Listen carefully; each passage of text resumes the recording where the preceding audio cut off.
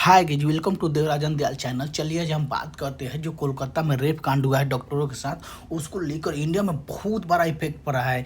जो कि खुद हमारे प्रेसिडेंट जो कि द्रौपदी मुर्मू जो है राष्ट्रपति है, उनको ये बयान देना पड़ा, उनको ये बोलना पड़ा कि इस घटना से परेशान और भयभीत हूँ। कोलकाता कांड पर बोली राष्ट्रपति द्रौपदी मुर्मू, जो कि बहुत बड़ा स्टेटमेंट होता है। जैसे बोली कि मैं हताश और डरी हुई हूँ। कोलकाता रेप कांड पर बोली राष्ट्रपति मुर्मू, सभ्य समाज बेटियों पर ऐसे अत्याचारों को नहीं देता मंजूरी। जो कि एक मतलब बहुत बड़ी बात है कि जो खुद राष्ट्रपति ने आकर ये स्टेटमेंट बोला। हालांकि राष्ट्रपति जी ने कुछ दिन पहले जो कि रक्षाबंधन था, तो राष्ट्रपति जी को कुछ बच्चियों ने आए थे, मतलब राखी बांधने के लिए आए थे। तो उस बच्चियों ने जब राखी बांधे तो हमारे प्रेसिडेंट ऑफ इंडिया जो द्रौपदी मुर्मू जी है, उनसे बोला क्या आप मुझे ऐसे सिक्योर दे सकती हैं कि हाँ, फिर से कोलकाता जैसा रेप कांड नहीं होगा, फिर से निर्भया जैसा कोई कांड नहीं होगा। क्या आप मुझे इंश्योर दे सकती हैं? तो उनको ये बोलना पड़ा। हालांकि ये जो द्रौपदी मुर्मू जी है, उनको ये बोलना पड़ा कि हमारे गवर्नमेंट, हमारी सरकार उन पे काम कर रही हैं। हालांकि आप लोग को भी मतलब आपको भी सेल्फ डिफेंस करना चाहिए। जैसे आप ट्रेनिंग गए थे, मार्शल आर्ट सीखना चाहिए, आपको भी प्रोटेक्ट करना चाहिए। वो भी बोली। हालांकि मतलब अब हम बात करते हैं कि जो रेप डे बाय डे बढ़ रहा है, इसको कैसे हम रोक सकते हैं। एक रिपोर्ट, चलिए एक बात करते हैं। जो हम लोग एक रिपोर्ट जारी हुआ, जैसे कि most dangerous country for the female solo travel. जैसे सोलो ट्रेवल होता है ना, कि अकेले ट्रेवल करना। जो कि वर्ल्ड पॉपुलेशन रिव्यू ने एक रिपोर्ट जारी किया है, जो कि most dangerous country in the index. जो कि आपको बता दो इंडिया कितने स्थान पर है। चलिए हम देखते हैं। पहला पर साउथ अफ्रीका। साउथ अफ्रीका में ओनली 25% ऐसे वुमेन हैं जो कि मतलब औरतें हैं, जो बोलती है कि हाँ, हम अकेले ट्रेवल कर सकते हैं, मगर थोड़ा सा उनको डर लगता है। और 75% ऐसे वुमेन है जो कि बोलते हैं कि नहीं, हमको बिना कोई पार्टनर के साथ हम रात में अकेले ट्रेवल नहीं कर सकते हैं। 75% top most dangerous country in the world जो कि साउथ अफ्रीका है। जो कि मतलब सोलो ट्रेवल जो वुमेन है ना, वो अकेला ट्रेवल नहीं कर सकती है। और बात करते हैं, सेकेंड में है ब्राज़ील। जो कि ब्राज़ील में भी बहुत बड़ा मतलब ये वुमेन्स के तरह ये क्राइम बढ़ा है। वहाँ पर भी जो 28% ऐसे औरतें हैं जो बोल रहे हैं कि हम अकेले ब्राज़ील में नाइट में ट्रेवल नहीं कर सकते, बिना पार्टनर के साथ हम अकेले ट्रेवल नहीं कर सकते हैं। सेकेंड में आपको बताता हूँ, थर्ड में आपको बताता हूँ जो रसिया जो है, तो वह भी बहुत मतलब वुमेन ट्रेवल के लिए मतलब बहुत डेंजरस कंट्री हो गया। क्योंकि वहाँ पर डोमेस्टिक जो वायलेंस है ना, वो बहुत बढ़ गया है। जो कि जैसे वहाँ के जो लोग हैं, जो कि मतलब हैवी ड्रिंक करके और मतलब वुमेन्स के मतलब अपने पार्टनर को मतलब पीटते हैं, जो जिसके कारण देखिए। फोर्थ में जो कि मैक्सिको। फिफ्थ में ईरान है। जहाँ पे सिक्स्थ में डोमिनियन रिपब्लिक है। और सेवेंथ में इजिप्ट है। अब बात करते हैं 8 में मोरक्को है, जो कि 9th में आता है इंडिया के नंबर।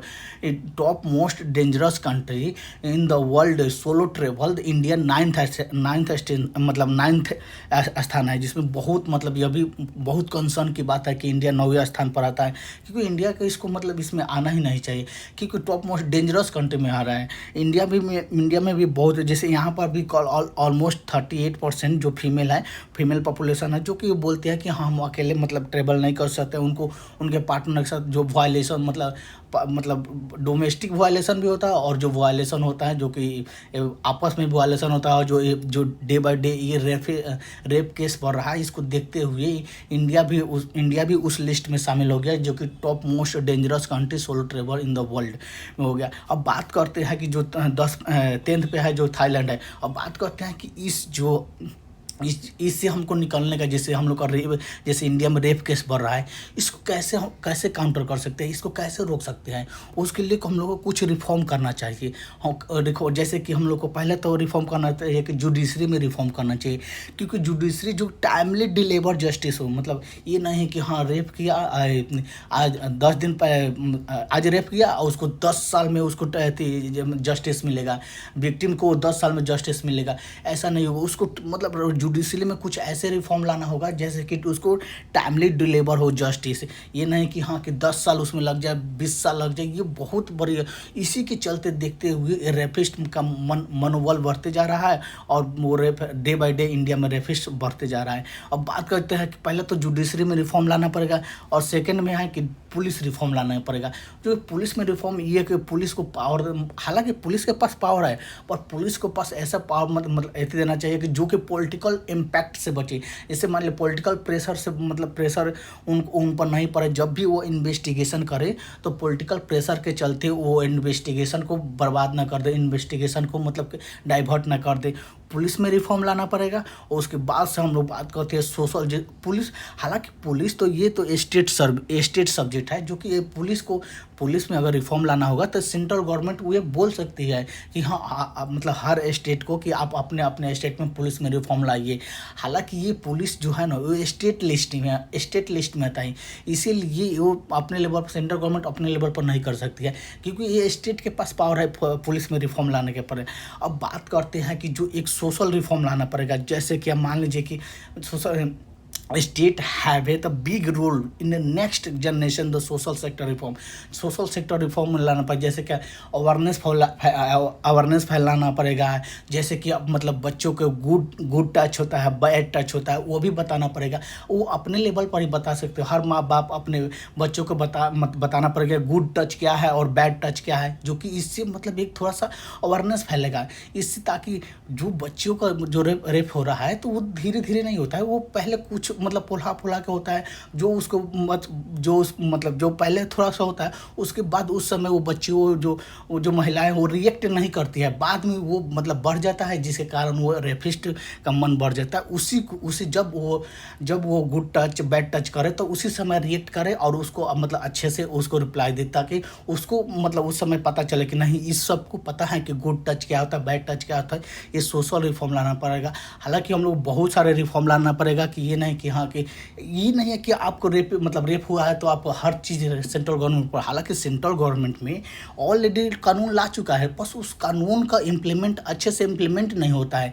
उस कानून में इतना लूपहोल हो, जैसे कि जस्टिस मान लीजिए कोई रेपिस्ट किया, उसको पास फिर से हो जाएगा, पहले तो सबऑर्डिनेट कोर्ट में जाएगा, हाई कोर्ट में जाएगा, सुप्रीम कोर्ट में जाएगा, फिर प्रेसिडेंट के पास मर्सी पिटीशन लगाएगा। इतना साला प्रोसेस है कि वो मतलब करते करते 10 साल 20 साल लग जाता है, जो कि बहुत ये कंसर्न की बात है। इसको मतलब रोकने के लिए, जो रेप केस रोकने के लिए खुद गवर्नमेंट को एक तो फास्ट ट्रैक कोर्ट लाना पड़ेगा, पुलिस में रिफॉर्म करना पड़ेगा और दूसरा कि आपको सोशल रिफॉर्म करना पड़ेगा, जो कि हर माँ बाप अपने बच्चे को सिखाए कि हाँ गुड टच क्या होता है, बैड टच क्या होता है। इस मतलब ये सारे अवेयरनेस लाना पड़ेगा, तभी जाके इंडिया में ये रेप केस कम हो पाएगा। नहीं तो ऐसा कुछ नहीं होगा कि हाँ क्या रेप होगा, आप कैंडल जलाइएगा और फिर कुछ दिन तक हल्ला हुल्ला कीजिएगा, फिर वो शांत हो जाएगा, फिर रेप होते रहेगा। क्योंकि इसको रोकने के लिए बहुत